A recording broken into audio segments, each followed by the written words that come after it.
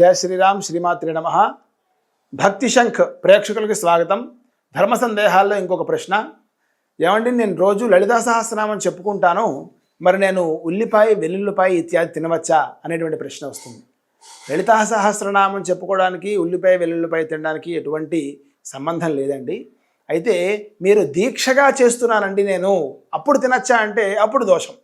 40 రోజులో 50 రోజులో దీక్షగా చేస్తున్నాను, లేదు ఒక మండల దీక్ష చేస్తున్నాను, ఒక నెలపాటు దీక్ష చేస్తున్నాను, ఈ సమయంలో తినచ్చా అంటే తినకూడదు. రోజు మీ కార్యకలాపాలన్నీ చేసుకుంటూ చక్కగా శుచులయ్యి మంచి వస్త్రాలు కట్టుకొని రోజు మీరు లలితా పారాయణ చేసుకోవచ్చు. తప్పులు లేకుండా చేసుకోవాలి, అది ప్రధానం. లలితా సహస్రనామం తప్పు లేకుండా ఎలా చెప్పాలి అని అంటే, మీరు చెప్పేటువంటి లలితా సహస్రనామంలో 8వ అక్షరం అక్కడ ఎలా ఉందో అలా చెప్తే తప్పులు లేకుండా వస్తుంది మీకు. శ్రీమాతా శ్రీ మహారాజ్ఞీ శ్రీమత్ సింహాసనేశ్వరీ చిదగ్నిగుండ సంభూత దేవకార్య సముద్యత.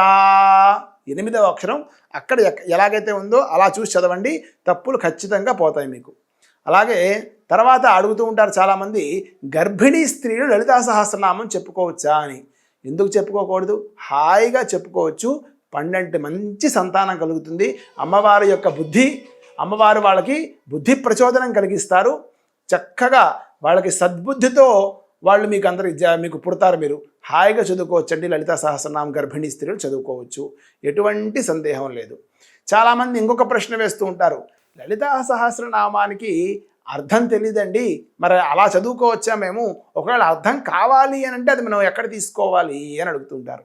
లలితా సహస్రనామానికి అర్థము భాష్యము చాలామంది పెద్ద పెద్ద వాళ్ళు రాశారు. ఆ భాష్యాన్ని తీసుకుని మీరు బుక్ స్టాల్స్లో దొరుకుతాయి. ఆ లలితా సహస్రనామ భాష్యము అనేటువంటి పుస్తకం మీకు దొరుకుతుంది.